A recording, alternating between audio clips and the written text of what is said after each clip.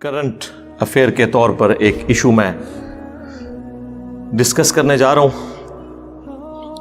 اور وہ ہمارے استاد مفتی اکمل صاحب سے ریلیٹڈ ہے حفظہ اللہ تعالی۔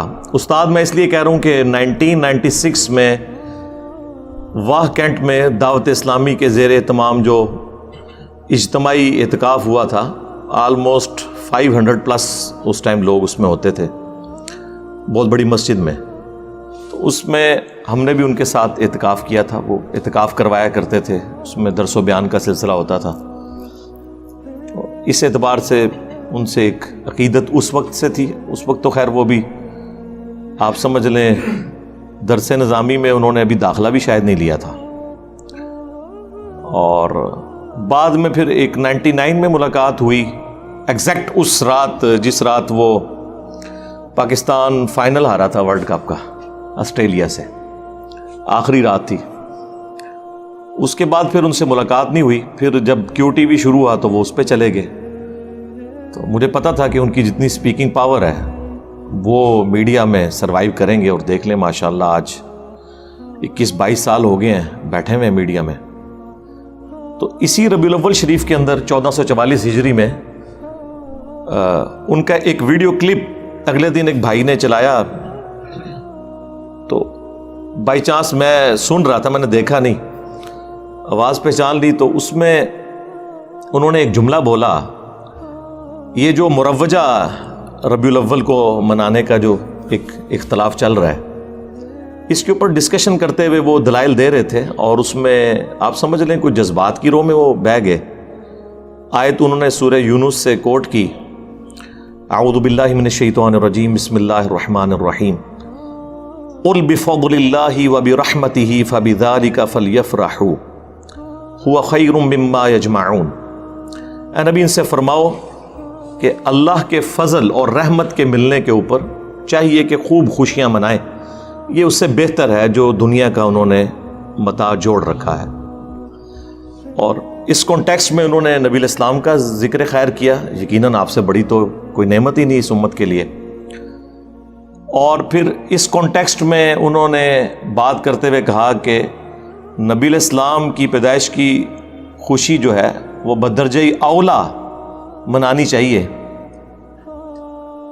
اور ساتھ انہوں نے ایک جملہ بولا کہ رسول اللہ کے قدموں سے ہمیں قرآن ملا ہے۔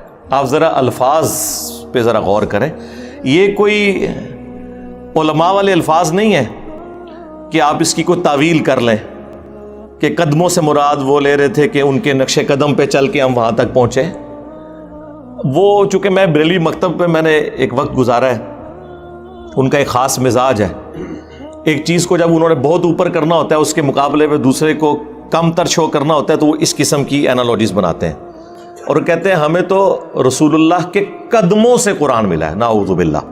آج کل علم حاصل کرنے کا سب سے پاورفل ذریعہ ہے سوشل میڈیا، اور وہاں پہ ہر طرح کا جاہل ترین آدمی بیٹھا ہوا ہے، اس کو استنجا کرنا آتا نہیں ہے، اور وہ وہاں بیٹھا ہوا قرآن حدیث کے دلائل دے رہا ہے، اور پھر وہ الٹے سیدھے دلائل پڑھنے کے بعد تو اور انسان کا ذہن گڑبڑ ہو جاتا ہے۔ سب سے بڑا اللہ کا فضل، سب سے بڑی اللہ کی رحمت کہ ہمارے سرکار کے قدموں سے ہمیں قرآن ملا ہے، کہ ہمارے سرکار کے قدموں سے ہمیں قرآن ملا ہے، کہ ہمارے سرکار کے قدموں سے ہمیں قرآن ملا ہے۔ شاید وہ یہ کہنا چاہ رہے ہوں کہ رسول اللہ کے وسیلے سے قرآن ملا، تو بالکل درست ہے۔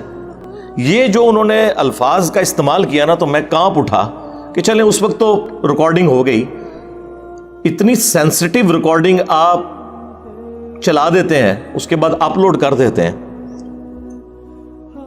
اس کے بعد اس کے جو نتائج پھر بھگتنے پڑتے ہیں نا، وہ بڑے خطرناک ہوتے ہیں۔ اس سے لوگ بڑے عجیب و غریب عقائد اخذ کرتے ہیں جو اسٹیبلش ہیں غلوف کے درجے کے اندر، اور پھر وہ ساتھ نبی الاسلام کا ذکر خیر کیا کہ اللہ تعالیٰ کا تعارف بھی ہمیں نبی الاسلام کی وجہ سے ہوا، بلکہ انہوں نے کہا ہم اللہ کو تو مانتے اس لیے ہیں کہ وہ نبی الاسلام کا رب۔ ظاہر ہے یہ ایک کہانی ایک گھڑی ہوئی، کیا رسول اللہ کی دنیا میں تشریف آوری سے پہلے اللہ تعالیٰ ایگزسٹ نہیں کرتا تھا؟ اس کے ماننے والے نہیں تھے کیا؟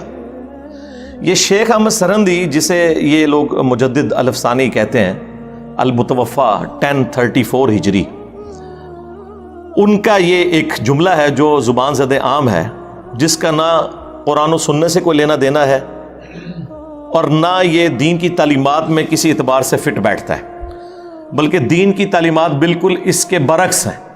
اللہ تعالیٰ تو اس احسان کو اپنی طرف منسوب کرتا ہے، لقد من اللہ علی المؤمنین اذ بعث فیہم رسولا، یہ اللہ کا احسان ہے کہ اس نے رسول بھیجا۔ یہ لوگ کہتے ہیں یہ رسول کا احسان ہے کہ اس نے اللہ کا تعارف کروایا۔ اللہ تعالیٰ کیا فرما رہا ہے؟ یہ اللہ کا احسان ہے کہ اس نے رسول بھیجا انہی میں سے، من انفسہم یتلو علیہم آیاتہ ویزکیہم ویعلمہم الکتاب والحکمہ، جو ان پہ اللہ کی آیات تلاوت کرتے ہیں، ان کا تزکیہ کرتے ہیں، انہیں کتاب و حکمت سکھاتے ہیں، اور اس سے پہلے یہ لوگ کھلی گمراہی میں تھے۔ تو اللہ تعالیٰ تو یہ ڈاکٹرن پیش کر رہا ہے کہ اللہ کا احسان ہے مومنین میں آنا، اور پھر اس پہ تر رہا یہ کہ نبی علیہ السلام خود اس کی ایکسپلینیشن کیا کر رہے ہیں۔ جامعہ ترمذی میں حدیث ہے، المستدرک للحاکم کے اندر یہ حدیث موجود ہے، امام حاکم نے اسے صحیح کہا، امام ذہبی نے موافقت کی، شیخ زبیر الزئی صاحب نے مشکات المصابیح کی تحکیم میں اس حدیث کو صحیح کہا کہ اللہ کے محبوب صلی اللہ علیہ وآلہ وسلم نے فرمایا کہ اللہ سے محبت کرو کہ اس نے تمہیں نعمتوں سے نوازا ہے، اور مجھ سے اس لیے محبت کرو کہ میں اللہ کا رسول ہوں، اور میرے اہل البیت سے اس لیے محبت کرو کہ ان کی نسبت میرے ساتھ ہے۔ صلو علی محمد وآل محمد، اللہم صلی علی محمد وعلی آل محمد۔ یعنی نبی علیہ السلام چین کیا جوڑ رہے ہیں کہ آپ نے اللہ کی نسبت سے معاملات کو لے کے چلنا ہے، یہ الٹ چلتے ہیں۔ اس کو سپورٹیو وہ سیدنا ابو بکر کا قول ہے صحیح بخاری میں، اور امام بخاری نے سیدنا حسن و حسین کے چیپٹر میں ڈالا ہے رضی اللہ عنہما وعلیہم السلام، کہ محمد کے قرب کو آل محمد کے قرب میں تلاش کرو۔ یہ یعنی اس کو سپورٹیو ایک چیز ہو جاتی ہے اس حوالے سے، الحمدللہ۔ تو اللہ کے محبوب صلی اللہ علیہ وآلہ وسلم کی یہ تربیت پھر آگے ٹریول ہوئی ہے۔ صحیح بخاری میں ایک چیپٹر ہے کتاب الاعتصام بالکتاب والسنہ، کتاب و سنت کو مضبوطی سے پکڑنا۔ وہ چیپٹر آپ کھولیں بالکل اینڈ میں جا کے آتا ہے۔ اس چیپٹر کی دوسری حدیث ہی یہی ہے کہ جب سیدنا ابو بکر کو خلیفہ چنا گیا تو اس سے اگلے دن حضرت ابو بکر صدیق رضی اللہ تعالیٰ عنہ نے صحابہ کرام سے ایک پبلک گیدرنگ کے اندر ایڈریس کیا۔ صحیح بخاری کے الفاظ ہیں کہ حضرت ابو بکر کے ممبر پہ چڑھنے سے پہلے سیدنا عمر ممبر پر آئے، ظاہر وہ ایک سمجھ لیں نقیب محفل کے طور پر، اور انہوں نے چند ایک جملے بولے۔ وہ آپ کو رسول اللہ کی تربیت صلی اللہ علیہ وآلہ وسلم اور خلفائے راشدین کا عقیدہ، ظاہر ہے سیدنا ابوبکر کی موجودگی میں اگر حضرت عمر یہ خطبہ دے رہے ہیں اور مولا علی علیہ السلام بھی موجود ہیں، سیدنا عثمان بھی موجود ہے رضی اللہ عنہم اجمعین وعلیہم السلام اجمعین، تو سب کی موجودگی میں حضرت عمر نے خطبہ دیا، اور انہوں نے کہا، ظاہر ہے صحابہ کا غم تازہ تھا، انہوں نے کہا کہ اللہ تعالیٰ نے اپنے نبی علیہ السلام کے لیے وہ چیز پسند فرمائی جو اس نے اپنے پاس رکھی ہے۔ ظاہر ہے کسی بھی انسان کے لیے سب سے بڑا قرب اللہ کی ذات ہو سکتی ہے۔ یقیناً رسول اللہ کا دنیا سے جانا یہ ہمارے لیے تو ایک غم کا باعث ہے، لیکن اللہ کے نبی علیہ السلام کے لیے تو ایک جنتوں کا دروازہ، اللہ کے قرب کا دروازہ کھل گیا۔ وَلَلْآخِرَةُ خَيْرٌ لَكَ مِنَ الْأُولَى، ظاہر ہے آج کی جو رسول اللہ کی زندگی ہے وہ اس زندگی سے افضل ہے جو دنیا میں گزاری انہوں نے، اور قیامت کی اس سے افضل ہوگی، اور جنت کی اس سے بھی افضل ہوگی۔ ہر آنے والا لمحہ پہلے سے بہتر ہے۔ تو سیدنا عمر نے کہا کہ نبی علیہ السلام کے لیے اللہ نے وہ پسند کیا جو ان کے پاس ہے، یعنی اس غم کو وہ ختم کرنے کی کوشش کر رہے تھے۔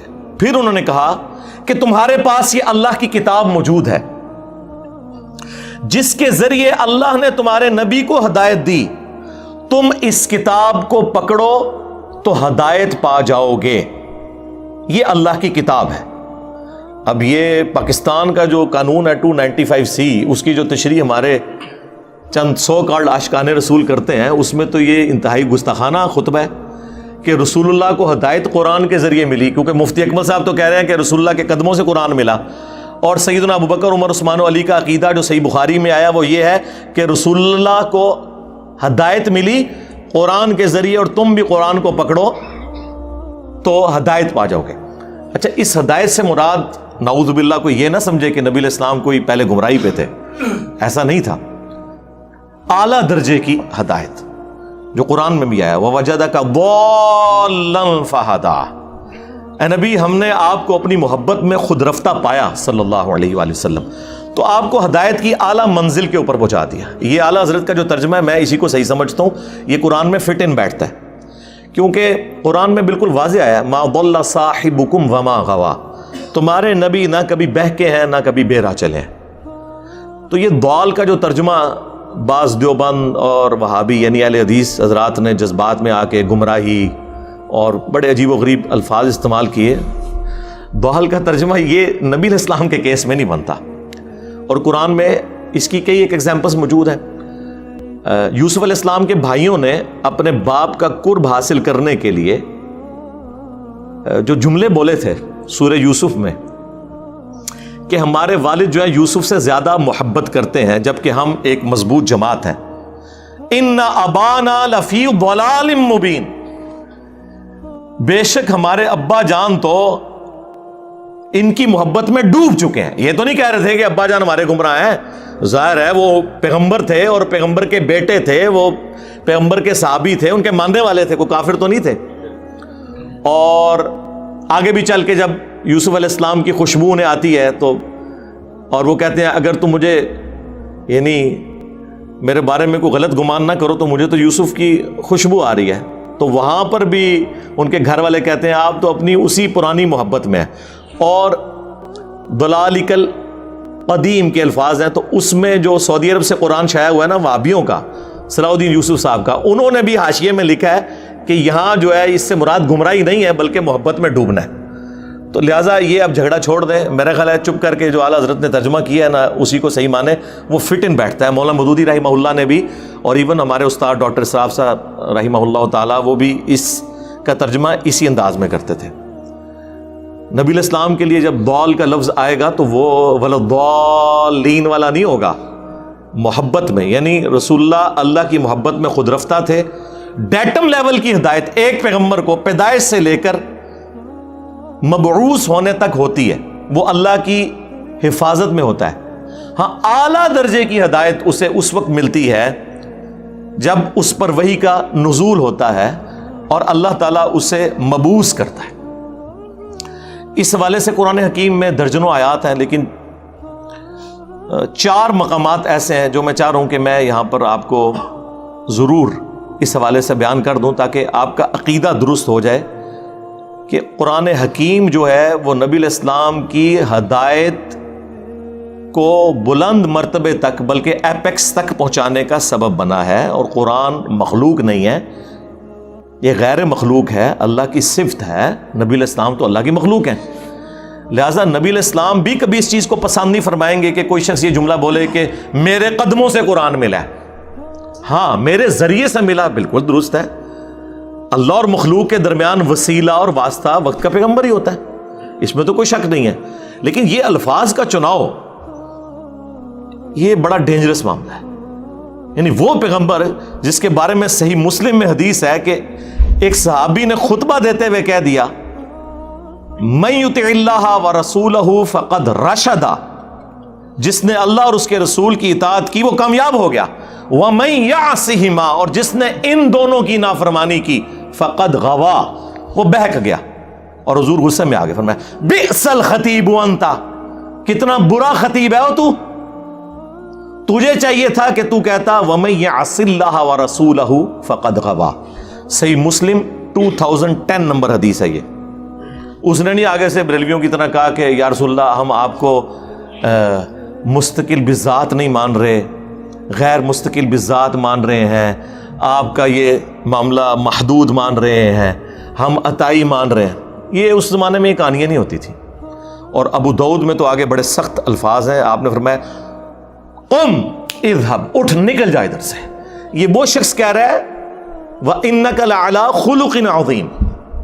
لیکن توحید اتنا سینسٹیو ایشو ہے کہ امام الموحدین صلی اللہ علیہ وآلہ وسلم کی ٹالرنس زیرو ہے، زیرو ٹالرنس ہے. اس لیے خدا کے لیے الفاظ کا چناؤ کرتے وقت ذرا غور کیا کریں کہ کیا نبی علیہ السلام آپ کے اس ایٹیٹیوڈ سے خوش ہوں گے جس طرح کی آپ باتیں کر رہے ہیں. حالانکہ اس صحابی نے کوئی آؤٹ آف کانٹیکسٹ جملہ نہیں بولا, لٹریچر میں یہ پرفیکٹ جملہ تھا کہ جو اللہ اور اس کے رسول کی اطاعت کرے وہ کامیاب ہوا, جو ان دونوں کی نافرمانی کرے وہ ناکام ہوا. بلکہ یہ جملے کا عیب ہوتا ہے اس چیز کو ریپیٹ کرنا. جب وہ اللہ رسول کو الگ کر چکا تھا اس کے بعد دونوں کہنا کافی تھا, لیکن نبی الاسلام کو پتا تھا کہ اس سے دروازہ کھل جائے گا, تو آپ صلی اللہ علیہ وآلہ وسلم نے اتنے سخت الفاظ کے اندر اسے کنڈیم کیا. لیکن آپ کو حیران کن بات بتاؤں, آج تک میں درجنوں بریلوی اور دیوبندیوں کی مسجد میں جمعے کی نماز پڑھ چکا ہوں, آج تک وہ میں یہاں سے ہمائی پڑھتے ہیں. وہ پتہ نہیں کوئی انہوں نے لکھ کے ان کو خطبہ پکڑا دیا ہوا ہے. ابھی اگلے دن میں جماعت اسلامی کی مسجد میں پڑھ رہا تھا, وہ میں یہاں سے ہما, دیوبندیوں کے پیچھے کافی عرصہ میں نے پڑھا, بریلویوں کے پیچھے, وہ آج تک اس طرح ہی چل رہا ہے. کیونکہ ظاہر ہے جب درس نظامی میں آپ کو فقہ پڑھائی جائے اور آخری دورہ حدیث ہو, جس طرح وہ اینڈ پہ دودھ پتی کا دورہ ہوتا ہے مجلس کے, تو وہ کس کو یاد رہنی ہے, اور وہ بھی سلیکٹو سٹڈی کے طور پر. تو یہ ایک بہت بڑا ایک ایشو ہے ہمارا اس پورے کے پورے سسٹم کا. خیر, وہ میں آپ کو نبی الاسلام کا جو عقیدہ اور خلفائے راشدین کا عقیدہ تو یہ کور ہوا اس میں. اب میں آپ کو وہ آیت مبارکہ بتاتا ہوں, سورہ الشورى, پارہ نمبر ہے 25, سورت نمبر ہے 42.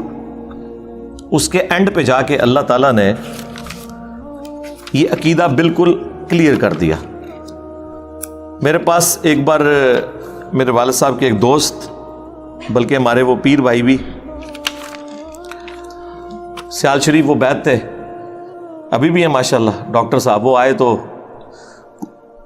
ان دنوں میں نیا گمراہ ہوا تھا, 2008 کی بات ہے. تو مجھے آتے ہی انہوں نے پہلا سوال کیا کہ آپ کا نبی اسلام کے بارے میں کیا عقیدہ ہے کہ آپ کو نبوت کب ملی؟ میں نے کہا جی جو آپ کا عقیدہ ہے کہ عمر مبارک جب 40 سال ہوئی تو آپ مبعوث ہوئے. بہرحال نبی پیدائش سے لے کر اس وقت تک اللہ کا پیغمبر ہوتا ہے, وہ اللہ کی حفاظت میں ہوتا ہے. اور میں نے کہا یہ اعلیٰ حضرت نے بھی یہی لکھا ہوا ہے. کہتے ہیں کدھر لکھا ہے؟ میں نے کہا یہ کنز الایمان شریف میں نے اتار لیا, اور میں نے کہا یہ سورہ الشورى میں پڑھنے لگا ہوں, جو اس سے عقیدہ بنتا ہے اعلیٰ حضرت کا ترجمہ پڑھوں گا, آپ مجھے بتا دیں کہ میں اس کے علاوہ کوئی اور عقیدہ رکھ سکتا ہوں. خیر, وہ جب انہوں نے سنا خاموش ہو گئے. مانا یا نہیں مانا یہ الگ بات ہے, لیکن خاموش ہو گئے. یہ وہ آیات ہیں جی, آیت نمبر 51, وَمَا كَانَ لِبَشَرٍ أَن يُكَلِّمَهُ اللَّهُ, اور کسی انسان کی یہ شان ہی نہیں کہ اللہ تعالیٰ اس سے کلام کرے, الا وحیاً, ہاں یہ ہے کہ اللہ تعالیٰ اس پر وحی بھیجے, یعنی ایکسیپشن دی جا رہی ہے پیغمبروں کی. او من وراء حجاب, یا پھر پردے میں اللہ تعالیٰ گفتگو فرمائے, جس طرح کہ موسیٰ علیہ السلام کے ساتھ ہوئی کوہ طور پر, اور ہمارے محبوب صلی اللہ علیہ وآلہ وسلم کے ساتھ ہوئی شب معراج. او یرسل رسولا, یا اس کی طرف کوئی رسول بھیج دے, فیوحی بإذنہ ما یشاء, اور وہ وحی کر دے اللہ تعالیٰ کے اذن کے ساتھ, جو اللہ تعالیٰ اذن دے. جو کچھ اللہ تعالیٰ نے وحی کرنا ہے وہ پیغمبر کی طرف وحی کر دے وہ فرشتہ. انہ علی حکیم, بے شک وہ اونچا ہے, حکمت والا ہے, بلند و بالا ہے.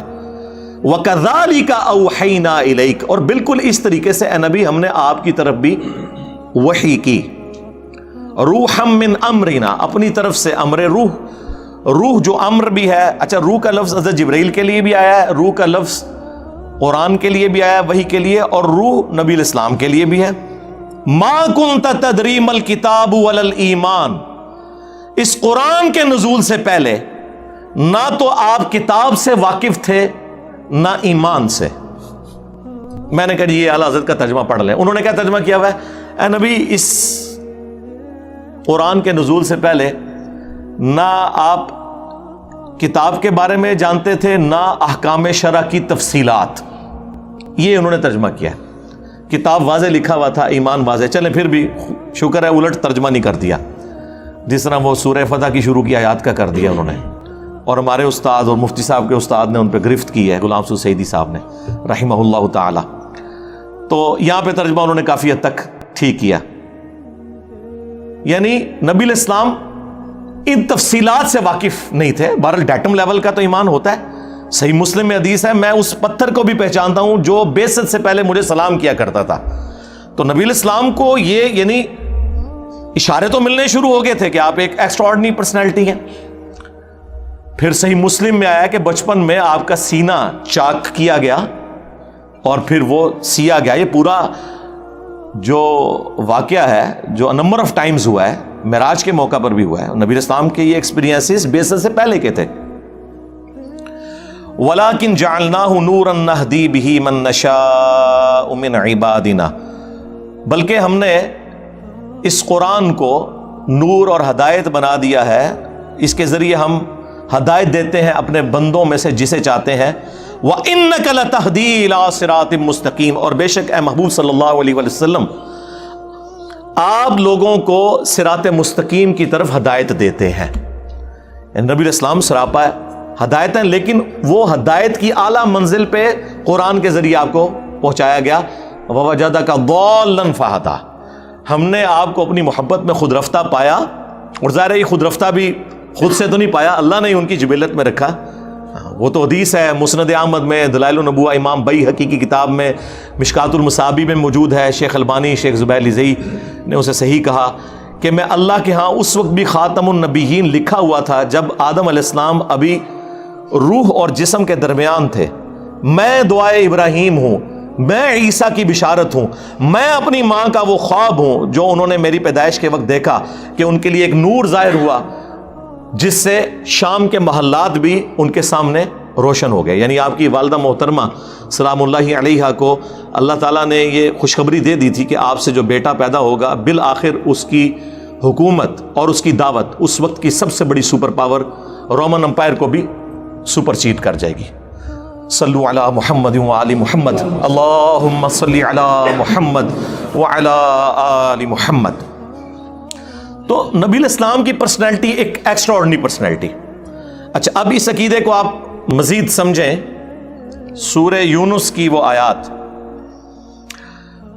آیت نمبر 15 وَإِذَا تُتْلَى عَلَيْهِمْ آيَاتُنَا بَيِّنَاتٍ اور جب ان پر تلاوت کی جاتی ہیں ہماری روشن آیات. قال الذين لا يرجون لقاء نأتي بقرآن غير هذا تو جو لوگ ہماری ملاقات کے منکر ہیں نا انہیں کوئی امید نہیں کہ مر کے ہم نے اللہ کو منہ دکھانا ہے. وہ نبی علیہ السلام سے کہتے ہیں کہ کوئی اور قرآن لے آؤ, یہ بڑا سخت قرآن ہے تو بالکل کوئی کمپرومائز ہی نہیں کرتا. جس طرح آپ کو بھی لوگ کہتے ہیں میٹھی میٹھی باتیں کریں, یہ سیم باتیں نبی علیہ السلام کو بھی لوگ کرتے تھے کہ یہ قرآن تو سیدھے سیدھے فتوے ہیں, تو قرآن بدلو, کوئی اور قرآن لے کر آؤ. او بدل یا اسے تبدیل کر دیں, تھوڑا سا سافٹ کر دیں, کوئی طارق جمیل ٹچ ڈال دیں اس کے اندر, کوئی غامدی ٹچ تھوڑا سا ڈال دیں. لیکن قرآن تو آپ کو پتہ ہے وہ تو تذکیر کی کتاب ہے. وَأُوحِيَ إِلَيَّ هَذَا الْقُرْآنُ لِأُنذِرَكُم بِهِ وَمَن بَلَغَ نبی تم فرماؤ صلی اللہ علیہ وآلہ وسلم یہ قرآن تو مجھے وہی اس لیے کیا گیا کہ میں تمہیں ڈر سنا دوں اور جس تک یہ کتاب پہنچے. یہ تو انذار کی کتاب ہے, تبشیر بھی ہے لیکن ان کے لیے جو بات مان جائے. ہاں جو بات نہیں ماننے والے اور جو مانے ہوئے ہیں ان کا بھی قبلہ درست کرنے کے لیے کتاب انذار ہے. تو آپ کوئی اور قرآن لے آئیں یا اسے بدل دیں. قل ما یکون لی ان ابدلہ من تلقاء نفسی اے نبی تم فرما دو کہ مجھے تو کوئی اختیار حاصل نہیں کہ میں اپنی خواہش نفس سے اس قرآن کو بدل دوں. مفتی صاحب کہہ رہے ہیں کہ رسول اللہ کے قدموں سے قرآن ملا اور اللہ تعالیٰ یہ فرما رہا ہے کہ اے نبی تم فرما دو کہ مجھے تو کوئی اختیار ہی نہیں کہ میں اس کتاب کو بدل دوں. اور یہاں بات ختم نہیں ہوئی. ان اتبع الا ما یوحى الی میں تو خود پابند ہوں اس وحی کا جو اللہ کی طرف سے مجھ پر آتی ہے. اس کتاب کو بدلنے کا کہہ رہے ہو, مجھے تو اللہ نے پابند کیا کہ میں نے بھی اس کتاب کے پیچھے چلنا ہے. یہ قرآن ہے جی, یہ کتابوں کا خدا ہے. پھر ہم کیوں نہ کہیں کہ مرنے سے پہلے اے مسلمان کر لے اس پہ غور, کتابوں کا خدا اور ہے, بابوں کا خدا اور. بابے بھی اسی خدا کو ہی مانتے ہیں لیکن ان کوالٹیز کے ساتھ نہیں جو آسمان سے نازل ہوئی ہیں پیغمبروں کے ذریعے, بلکہ ان کی اپنی تعلیمات ہیں. یہ کتابوں کا خدا ہے جی.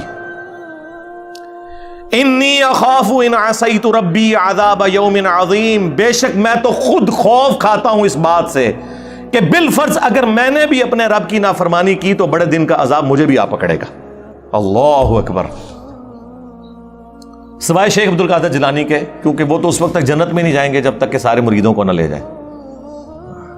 پھر ٹھیک ہی آپ سے کہتے ہیں نا قرآن حدیث ڈائریکٹ نہ پڑھو گمراہ ہو جاؤ گے. قرآن تو پھر ننگی تلوار ہے. اور یہ آیت صرف سورہ یونس میں نہیں آئی، یہ 3 جگہ آئی ہے. سورہ یونس میں، سورہ الزمر کے اندر آئی ہے، سورۃ الانعام میں آئی ہے. قل انی اخاف ان عصیت ربی عذاب یوم عظیم. نبی تم فرماؤ کہ میں تو خود اس بات سے خوف کھاتا ہوں کہ بالفرض اگر میں نے بھی اپنے رب کی نافرمانی کی تو بڑے دن کا عذاب مجھے بھی آ پکڑے گا. اور ایک اور آیت ہے سورہ بنی اسرائیل میں، یقین کریں میں جب وہ آیت پڑھتا ہوں نا، وہ تو ڈاکٹر سرار صاحب بھی پڑھتے ہوئے خوف کھا گئے تھے یقیناً. اس کا آپ ترجمہ آپ نے اعلیٰ حضرت کا پڑھ لینا ہے اور پھر مجھے بتانا ہے کہ میں نے کہیں پہ کوئی ڈنڈی ماری ہے تو آپ مجھے پکڑ لیں. سورہ بنی اسرائیل میں اللہ تعالیٰ نے نبی اسلام کے حوالے سے ذکر کیا. اب یہ ظاہر ہے سمجھانے کے لیے، کافروں پر غصہ ہے، لیکن ظاہر ہے کہ اللہ تعالیٰ اپنی تعلیمات میں تو بہت اسٹرکٹ ہے. آیت نمبر ہے 73.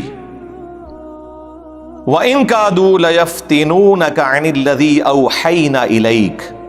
اور یہ لوگ تو تلے ہوئے ہیں اے نبی علیہ السلام کہ آپ کو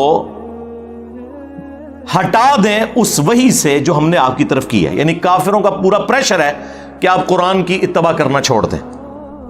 نعوذ باللہ. لِتَفْتَرِيَ عَلَيْنَا غَيْرَهُ. تاکہ آپ ہماری طرف کوئی جھوٹی بات منسوب کر دیں. وہی جو سورہ یونس میں آیا تھا نا کہ قرآن کو بدلو یا کوئی اور قرآن لے کر آؤ، اسی کی ایکسپلینیشن ہے کہ یہ بھی تلے ہوئے ہیں کہ آپ اس وحی سے ہٹ جائیں اور کوئی اپنی طرف سے بات بنا کے ہماری طرف منسوب کرتے ہیں. وَإِذًا لَاتَّخَذُوكَ خَلِيلًا. اور اگر ایسا ہو جائے تو پھر یہ آپ کو دوست بنا لیں گے کہ ہاں جی بالکل ٹھیک ہے، اس طرح نہیں گلاں کرو نا، کوئی کمپرومائز کرو. ٹھیک ہے جی، ایک کیوں یا کچھ اپنی مانے کچھ ہماری منوائیں. وَلَوْلَا أَن ثَبَّتْنَاكَ. اور اے نبی اگر ہم آپ کو ثابت قدم نہ رکھتے، اللہ نے اپنی طرف منسوخ کیا. لَقَدْ كِدتَّ تَرْكَنُ إِلَيْهِمْ شَيْئًا قَلِيلًا. تو یقیناً آپ بھی کچھ نہ کچھ کافروں کی طرف جھک ہی جاتے، یعنی گمراہ نہیں ہو جاتے. مراد یہ کہ اگر ہم آپ کو نہ تھامتے تو آپ بھی کوئی کمپرومائز ان کے ساتھ تھوڑا بہت کر لیتے. اِذًا لَأَذَقْنَاكَ ضِعْفَ الْحَيَاةِ وَضِعْفَ الْمَمَاتِ. اور اگر ایسا ہوتا تو ہم آپ کو دنیا کی زندگی میں بھی دگنا عذاب دیتے اور آخرت کی زندگی میں بھی دگنا عذاب دیتے. ثم لا تجدوا لك علينا نصيرا. اور پھر آپ ہمارے مقابلے پہ کسی کو اپنا مددگار بھی نہ پاتے. اے نبی اگر آپ کوئی ایسا کام کر دیتے، ظاہر ہے کہ ایسا ہوا نہیں ہے، یہ سمجھانے کے لیے، لیکن یہ آپ کو سینسٹیوٹی بتا دے گا اللہ تعالیٰ کی توحید کے معاملے میں. ایک تو یہ سخت آیات ہے، اور ایک اور سورۃ الحاقہ کا آخری رکوع. میں نے جب پہلی بار پڑھا تھا تو میں ہل گیا تھا کہ یار دیکھیں یہ بھی تو قرآن میں آیات تھی نا، اور ان آیات کی تلاوت وہ بار شریعت میں لکھا ہوا ہے کہ اس قسم کی جو آیات ہے نا ان کی صرف تلاوت کی جائے گی، ان کا ترجمہ یا تفسیر یا درس و بیان کرنا حرام ہے. ہاں جی ہاں، یعنی وہ اللہ کو ٹیچ کرنا چاہ رہے ہیں کہ یہ تو نے جو قرآن نازل کیا ہے نا، یہ ہم ڈیسائیڈ کریں گے کہ کون سی چیز پڑھنی ہے کون سی نہیں. اللہ اکبر.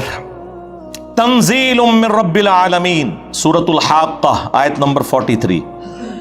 قرآن یعنی اللہ تعالیٰ فرما رہا ہے کہ یہ رب العالمین کی طرف سے نازل ہوا ہے. وَلَوْ تَقَوَّلَ عَلَيْنَا بَعْضَ الْأَقَاوِيلِ. اور اگر یہ نبی علیہ السلام ہماری طرف کوئی بات منسوب کر دیتے نا خود سے، لَأَخَذْنَا مِنْهُ بِالْيَمِينِ. تو ہم ان کا داہنا ہاتھ پکڑتے. ثُمَّ لَقَطَعْنَا مِنْهُ الْوَتِينَ. اور ہم ان کی رگے جان کاٹ دیتے اگر یہ بھی ہماری طرف کوئی بات ایسی منسوب کرتے جو ہم نے وہی نہیں کی. فَمَا مِنْكُمْ مِنْ أَحَدٍ عَنْهُ حَاجِزِينَ. اور پھر تم میں سے کوئی ایک بھی ایسا نہ ہوتا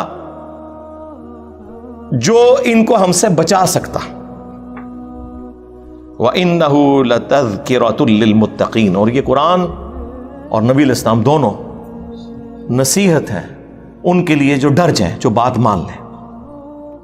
یہ آیات ہیں. یہ آیات یہاں پہ یہ کنفلکٹ بن گیا کہ اس سے کوئی شان رسالت میں تنقیص ہو رہی ہے. میں کہتا ہوں جی ان آیات کے سوا ہمارے پاس کوئی آیتیں ہی نہیں ہیں یہ ثابت کرنے کے لیے کہ یہ کتاب رسول اللہ نے نہیں لکھی. جو شخص کتاب خود لکھتا ہے اپنے بارے میں یہ کچھ لکھے گا؟ میں نے وہ سلمان رشدی کے کتاب کا جب پوسٹ مارٹم کیا تھا پچھلے دنوں سٹینک ورسز کا, اس میں بھی میں نے یہ آیات کوٹ کی تھی کہ کوئی بھی آتھر جب بک لکھتا ہے وہ اپنے بارے میں اس طرح کی باتیں نہیں کبھی لکھتا. یہ تو آیات ہیں جو آج بیان کرنے والی ہیں, یہ بتانے کے لیے کہ یہ کلام اللہ کا نازل کردہ ہے, یہ رسول اللہ نے خود نہیں لکھا صلی اللہ علیہ وآلہ وسلم. اور ہم نے اسے گستاخی کا مسئلہ بنا کے ہر بندے نے یعنی قرآن میں سے نا اپنی مطلب کی چیزیں نکالی ہوئی ہیں. کسی کو اولیاء کی گستاخی نظر آ جاتی ہے, کسی کو انبیاء کی گستاخی, کسی کو صحابہ کی گستاخی, کسی کو اہل بیت کی گستاخی نظر آ جاتی ہے. اللہ دی گستاخی نہیں آج تک منو کدھر نظر آئی. کدھر تسی پڑھے ہے یہ اللہ دا گستاخ ہے, گستاخ اولیاء ہے, گستاخ رسول ہے, گستاخ اہل بیت, گستاخ صحابہ, گستاخ اللہ. یہ ٹرم کدے سنی جے؟ ہاں اللہ دے سکے ہونا تے گل کرنا. ہاں اللہ نے انہوں نے سائڈ تے رکھے ہے. وہ کہنے ان کائنات دا نظام بابے چلا رہے ہیں, اہل بیت چلا رہے ہیں, انبیاء چلا رہے ہیں, نعوذ باللہ. اب یہ یعنی وہ بعض تو منہ سے بول کے کہتے ہیں, بعض بغیر بولے ہوئے کہہ رہے ہوتے ہیں. ٹھیک ہے, اور چھڑ دو وچ عبد القادر پہ گیا جے. اور جواد نقوی صاحب نے بڑی پیاری بات کی. انہوں نے کہا کہ غالی شیعہ قادیانیوں سے بدتر ہیں. انہوں نے اپنے شیعہ کے بارے میں بات کی اور کہا کہ قادیانی تو رسول اللہ کے ساتھ شرک کرتے ہیں نا, ہمارے غالی شیعہ اللہ کے ساتھ شرک کر رہے ہیں جب علی اللہ کہتے ہیں, حسین جل جلالہ. اور پھر انہوں نے اگلا ایک جملہ بولا, تسی سنی خوش ہو رہے ہونے, انہوں نے کہا کہ سنی غالی نے نا وہ ساڑھے شیعہ تو بھی گئے گزرے نے, کیونکہ شیعہ تو پھر بھی اللہ والا معاملہ کرتے ہیں. یہ تو کہتے ہیں عبد القادر بھی چھپایا گیا جے, یعنی یہ عبد القادر جیلانی کو اللہ سے بھی اوپر لے جاتے ہیں. شرک سے بھی اگلی بات ہے. اور یہ گراؤنڈ ریالٹیز ہیں. اگر کوئی اس سے آنکھیں بند کرے, ہمیں تو کوئی دھوکہ نہیں دے سکتا. میرے سے بڑا کون سا بریلوی رہا ہے, 31 سال تک میں بھی بریلوی رہا ہوں. ہمیں پتا تھا کہ یہ سب کچھ اسٹیبلش عقیدے ہیں ان کے, عوام میں بتانے کے لیے کچھ, خواص میں بتانے کے لیے کچھ, کتابوں میں لکھنے کے لیے کچھ, جوڈیشری میں ثابت کرنا پڑے تو کچھ اور. تو وہ بات مفتی اکمل صاحب حفظہ اللہ تعالیٰ سے شروع ہوئی تھی. ہم انہیں کہیں گے کہ آپ اس کے اوپر رجوع ریکارڈ کروائیں اپنا, اور اپنے الفاظ کے چناؤ کو. میں وہ والا کام نہیں کروں گا بریلویوں والا, گستاخ ہو گیا 295C لا دو, ایک ہی سزا سر تن سے جدا. نہیں, بہت ٹھیک ہے, سلپ آف ٹنگ ہو گیا ہے, جذبات میں کوئی بات کر دی ہے, ٹھیک ہے. ہم علمی طریقے سے اپنا مقدمہ آپ کے سامنے رکھیں گے, آپ کی عوام کے سامنے رکھیں گے.